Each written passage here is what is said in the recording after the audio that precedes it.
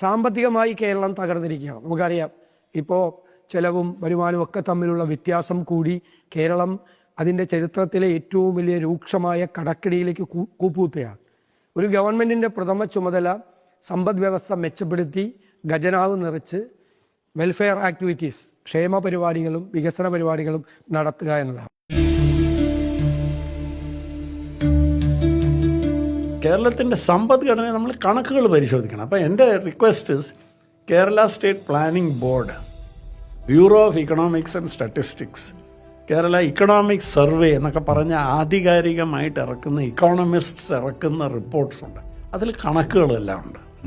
ആ കണക്കുകൾ പരിശോധിച്ചാൽ 2000 ആണ്ട് തൊട്ട് 2024 വരെയുള്ള കണക്ക് മാത്രം നമ്മൾ നോക്കാം. പഴയ ചരിത്രമൊന്നും എടുക്കണ്ട, മോസ്റ്റ് റീസെൻറ്റ് ചരിത്രം എടുക്കാം. 2000 ആണ്ടിൽ കേരളത്തിൻ്റെ സമ്പദ്ഘടനയുടെ വലുപ്പം 77,000 കോടി രൂപയായിരുന്നു.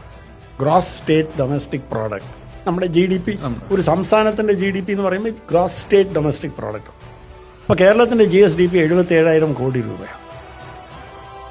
2023 അത് 11.5 ലക്ഷം കോടി രൂപയായിട്ട് വളർന്നു. കണക്കുകളാണ്. ആൻഡ് ഈ പീരിയഡ് നോക്കിയാൽ എല്ലാ 6 വർഷവും കേരളത്തിൻ്റെ സമ്പദ്ഘടന ഡബിൾ ചെയ്തുകൊണ്ടിരിക്കുക. അപ്പോൾ 77,000 കോടി രൂപ 1.5 ലക്ഷം കോടി രൂപയായി 2006.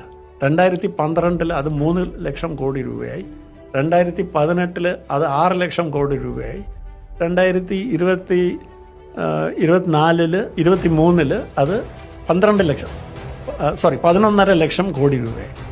ഞാൻ പറയുന്നത് 2030 ആകുമ്പോഴത്തേക്ക് അത് വീണ്ടും ഡബിൾ ചെയ്ത് 22 കോടി രൂപയാവും. 22 ലക്ഷം കോടി രൂപയാവും. അപ്പം എൻ്റെ അർത്ഥം എന്താണ്? ഈ ഇക്കോണമി ഈസ് ഗ്രോയിങ്.